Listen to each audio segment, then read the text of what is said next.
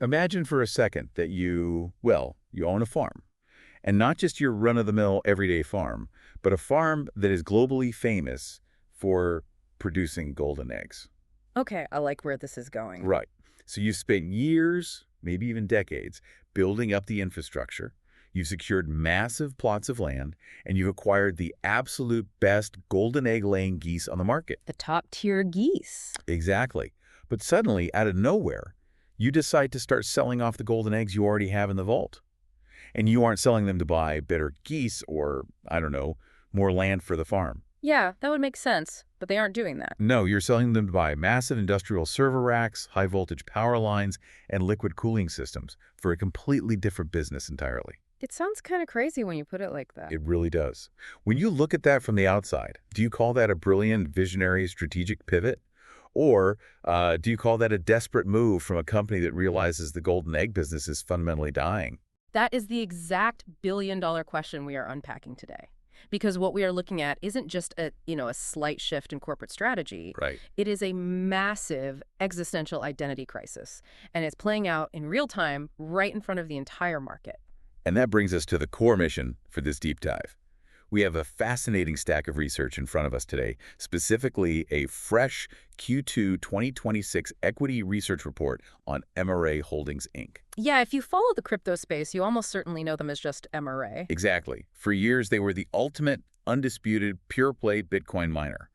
But now they are attempting this Herculean effort to morph into a hybrid artificial intelligence and high-performance computing infrastructure company. It's a huge shift. It is. Okay, let's unpack this. We need to figure out if this pivot into AI is the smartest thing MRA has ever done, or if we are simply watching a sinking ship rearrange its deck chairs by buying entirely different furniture. It's such a compelling pivot to analyze, honestly, because it smashes together the two biggest technological buzzwords of our decade, which are crypto and AI. Right, the two big ones. But to truly understand why MRA is violently changing its identity right now, we can't get distracted by their glossy future press releases about artificial intelligence. I have to look at the numbers. Exactly. We have to look at the jarring, almost uncomfortable reality of their current balance sheet. The pivot isn't happening in a vacuum. It's happening because the foundational math of their original business model is, well, it's breaking down. Breaking down might actually be a generous way to frame it. When you look at these Q2 2026 numbers from the report, they are just brutal. Woof. Their revenue dropped 27% year over year, landing at $174.9 million. But the net loss, and this is the number that actually made me stop and reread the page, was a staggering $611.3 million for a single quarter. Yeah, let that sink in. To put that in perspective for you listening, their adjusted EBITDA swung from a $1.2 billion profit a year ago to a $350.9 million loss today. It's a massive, massive reversal. Now wait, help me understand that first big number. The report mentions a $343 million fair value loss on digital assets. Is that an actual cash loss where money physically left MRA's bank account? Or is that just a paper loss because the value of their Bitcoin stash temporarily dipped? That is a crucial distinction to make, actually. The $343 million fair value loss is largely a paper loss, and it's driven by accounting rules. Okay, so not actual cash out the door. Right. Because the market price of Bitcoin declined during that specific quarter, the rules require MRA to mark down the value of the Bitcoin they hold on their balance sheet. Just to reflect current market prices. Exactly. Even if they haven't sold the specific coins, it looks terrible on paper, Right. but it doesn't necessarily mean they are writing checks for $343 million. Okay, that makes sense. However, if you strip away that paper loss, the actual day-to-day operational numbers are where the structural failure argument really, really gains weight. Right, because even without those paper losses, the daily business of mining Bitcoin is bleeding cash. Precisely. Let's look at their trailing 12-month margins, which kind of smooths out some of that quarter-to-quarter volatility. Their gross margin is currently sitting at negative 61.76%. That is rough. Just brutal. But the net margin is what really broke my brain. Oh, yeah. The net margin is negative 429.71%.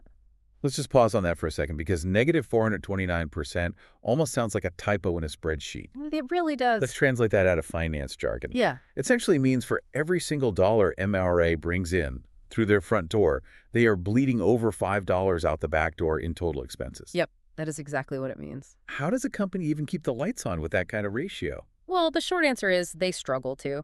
And the reason those margins have deteriorated so violently comes down to the underlying mechanics of Bitcoin mining right now. The halving, right? Yeah, you have two massive forces working against pure play miners.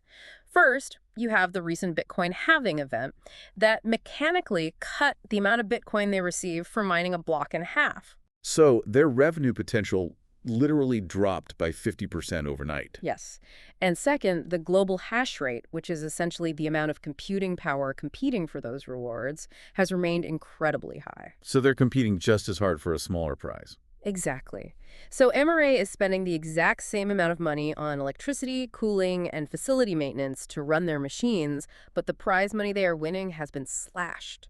So they're running just as hard, burning just as much energy, but getting paid half as much for the effort. Exactly. And on top of that structural squeeze, they initiated what they're calling a 2026 restructuring plan. Which usually means more costs up front. Oh, for sure. They incurred $47.6 million in restructuring costs just in the first half of this year. And what's incredibly telling is that $42 million of that was specifically allocated for eliminating old business activities. Wait, meaning they are paying tens of millions of dollars just to legally or operationally stop doing what they used to do? Yeah. It really highlights the urgency and perhaps the desperation of the pivot, and this matters deeply for anyone trying to value this company. Let's talk valuation. MARA stock is still trading at a price-to-sales ratio of 4.55. Okay, so what does that mean in plain English? What that means is that investors are currently paying $4.55 for every single dollar MARA makes in sales. That's a premium valuation you usually only see attached to booming, high-margin software companies. Not struggling hardware companies. Right. It is highly unusual for a hardware-heavy mining company that is losing over $4 for every dollar it brings in to command that kind of premium. The market is still pricing them as a growth tech darling, but their actual physical operations are hemorrhaging capital. So they are essentially taking $1.6 billion from their crypto piggy bank to buy AI servers. But buying the hardware is only step one. Plugging it in and making it profitable is a completely different beast. A vastly different beast. How are they actually paying to get these new AI facilities online? Because if your core business is bleeding cash like a severed artery, you have to fund your shiny new artificial intelligence ambition somehow. And that leads directly to the most controversial part of this entire strategy, which is the liquidation of their defining asset. To fund the AI build-out, MRA is selling off the very thing that made them famous. Here's where it gets really interesting. Yeah, in the first half of 2026, MRA liquidated 23,093 Bitcoin. That equates to roughly $1.6 billion worth of Bitcoin sold off into the open market. I have to challenge the logic of this strategy. I mean, Bitcoin is still hovering near a very healthy $65,000 right now. It is. The entire premise of MRA, the core thesis that drew investors to this company for years, was that buying MRA stock was essentially a leveraged, publicly traded bet on the future price of Bitcoin. Right. It was a proxy for the coin. By selling off almost a third of their treasury, and the report notes their holdings are down 29% year over year to 35,577 BTC, Yeah. aren't they cannibalizing their own core thesis? Yes, completely. If Bitcoin goes to $100,000 next year, aren't they missing out on the exact upside they were originally built to capture? They absolutely are. What's fascinating here is the sheer scale of the opportunity cost.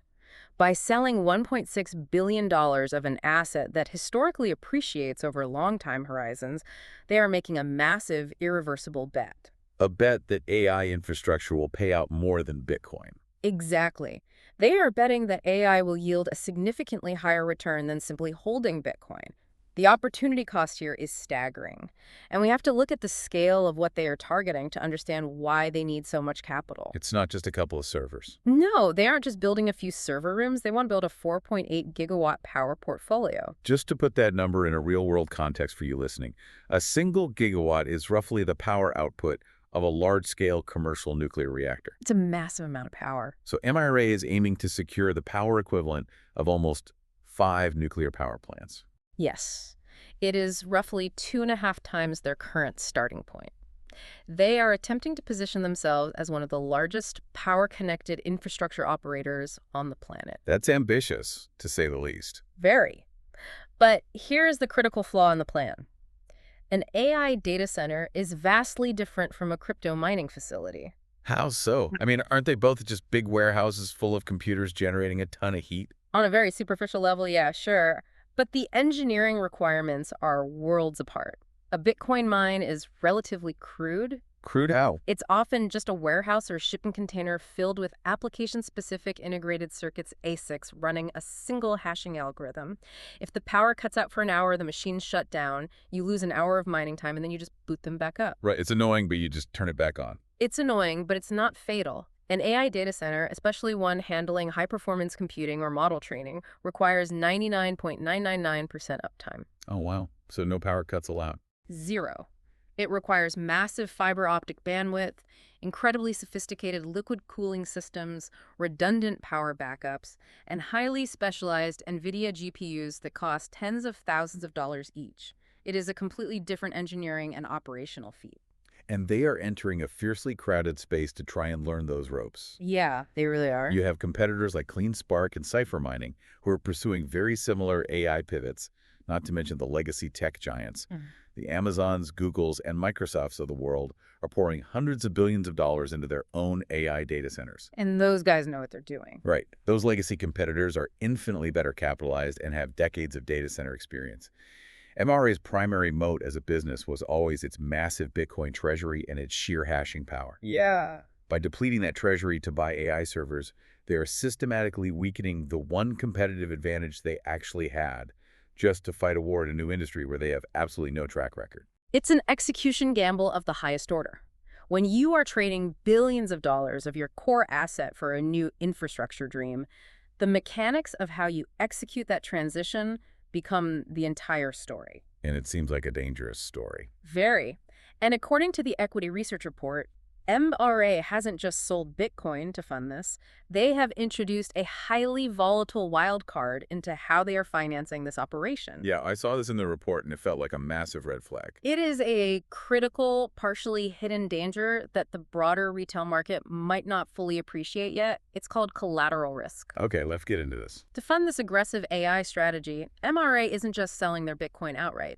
They are also using approximately $355.8 million of their remaining Bitcoin as collateral to back the loans they need for their AI infrastructure investments. That's a huge chunk of change. It represents roughly 9% of their current equity value, just tied up as collateral. So it's essentially like taking out a mortgage on your house to fund a speculative tech startup, except the value of your house wildly fluctuates by the hour based on the crypto market. That is a perfect analogy. So what does this all mean? What actually happens mechanically if the market turns against them? What happens if Bitcoin's price suddenly crashes while they are heavily leveraged into these AI loans? That is where the math gets incredibly dangerous. If Bitcoin's price drops significantly, the total value of their collateral drops along with it. Right. When that value dips below a certain threshold agreed upon with the lenders, it triggers what is known as a collateral call. Essentially, the lenders demand that MRA put up more Bitcoin or cold hard cash immediately to secure those loans. But we already established earlier that their day-to-day mining operations are bleeding cash. Exactly. They have a negative 429% net margin. They don't have a massive pile of operational cash sitting around to cover those calls. Exactly. And because they don't have the cash flow from operations to satisfy the lenders, they are forced to sell even more of their remaining Bitcoin to cover the shortfall. Oh, man. And they are forced to sell it at the exact worst possible time when the market price of Bitcoin is bottoming out. So they're selling low because they have to. Right. That forced selling puts more downward pressure on their balance sheet, which can trigger more collateral calls. It creates a cascading death spiral. And all of this assumes the AI build-out goes perfectly according to plan. But setting up 4.8 gigawatts of highly specialized AI data centers isn't like flipping a switch. Not at all. No. There are massive supply chain delays globally for the high-performance compute chips required, massive backlogs for the transformers needed to connect to the grid, not to mention standard construction delays. And regulatory hurdles for securing that much power. Yes. If MRI's timelines for getting these AI facilities operational and leased out slip by 6 months or a year, they fall into a deadly execution gap. Let me guess. On one side of the gap, they have a dying mining business. And on the other, an AI business that isn't generating revenue yet. Precisely. They have declining mining revenue and a shrinking Bitcoin treasury on one side, and delayed AI lease revenue on the other. That sounds like a nightmare. It is.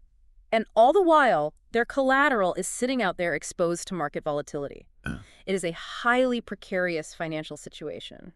Which naturally makes you wonder how the people steering the ship actually feel about navigating that gap. Right, the insiders. Yeah, given these massive structural risks, the negative operational margins, the rapid liquidation of the Bitcoin treasury, the looming collateral risk, how are the people closest to the company actually behaving with their own money? It's not a pretty picture. Because the numbers we have on insider trading don't paint a picture of a management team that is confident in their own pivot. No, the insider flow is decisively negative.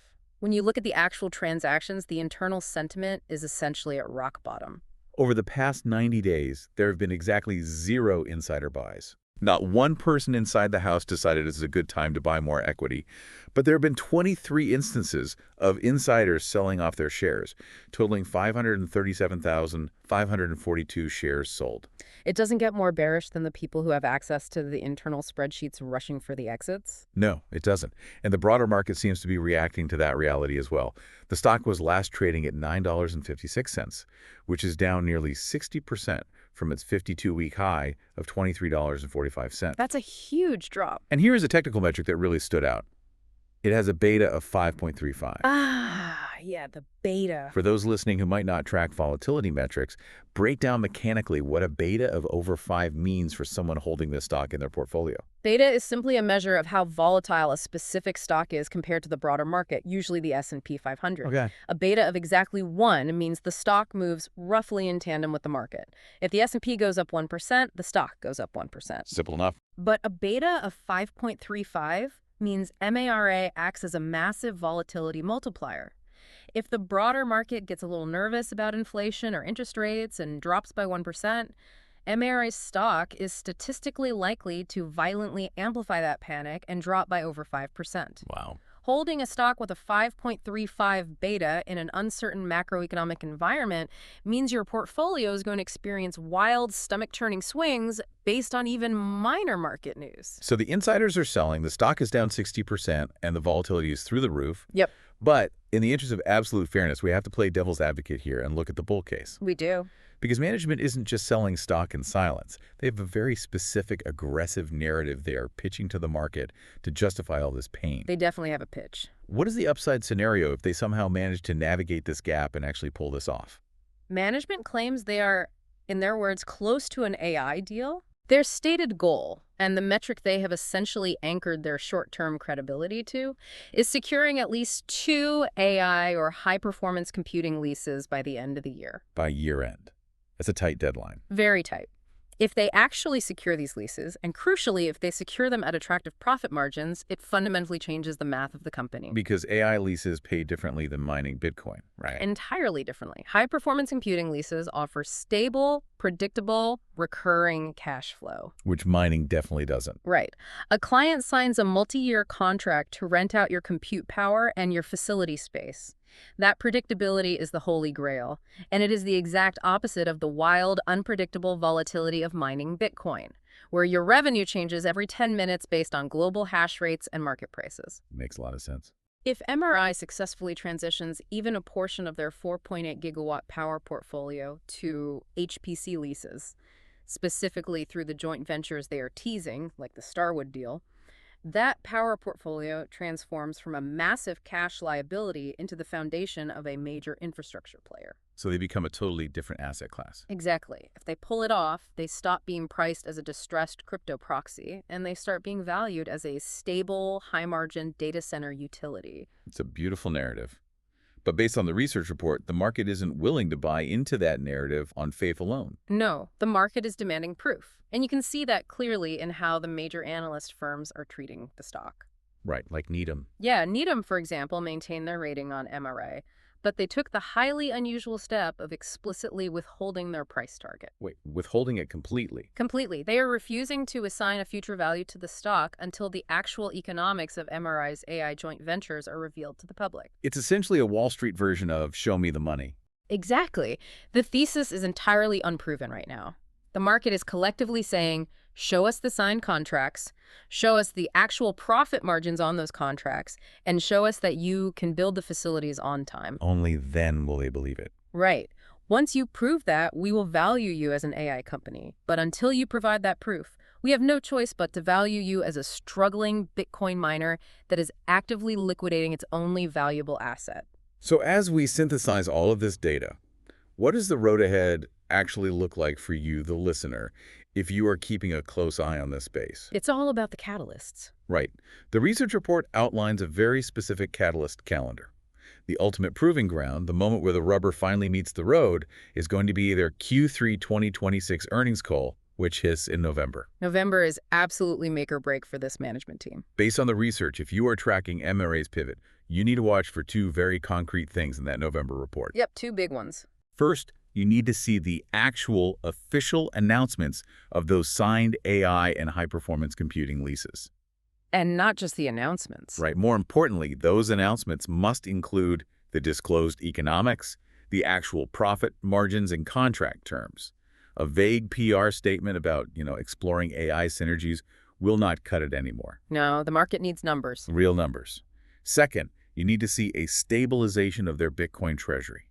They have to prove they have figured out a way to keep the operational lights on without continuously bleeding out their remaining Bitcoin to cover their losses. Because right now, the overall research rating from the analysts is a 3, which translates to bearish. Bearish. That's a tough spot to be in. It is. The path to recovery is explicitly described as very narrow, demanding absolutely flawless execution. And we have to remember they need flawless execution in an entirely new industry where they have no historical track record of success. It's a monumental, incredibly precarious task. It really is.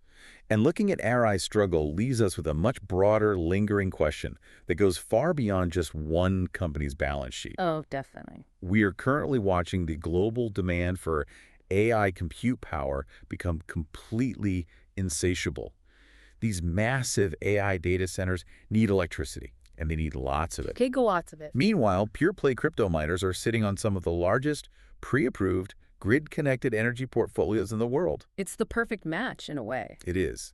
So the question you have to ask yourself is, are we about to witness a mass extinction event for pure-play crypto miners? That is the big question. Will the economic incentives of AI become so overwhelming that the entire crypto mining industry eventually cannibalizes its own operations, selling off its hardware just to become high-voltage landlords for artificial intelligence companies? It would be the ultimate technological irony, really. How do you mean? Well, the massive energy infrastructure that was originally built to decentralize global finance might end up being the exact same infrastructure that centralizes the future of artificial intelligence. The golden geese are being slaughtered to make room for the servers. Basically, yeah. The fascinating, slightly terrifying dynamic to mull over as you watch both the Bitcoin and AI industries fight for the future of the global power grid. That's all for today's deep dive into the numbers. We'll see you next time.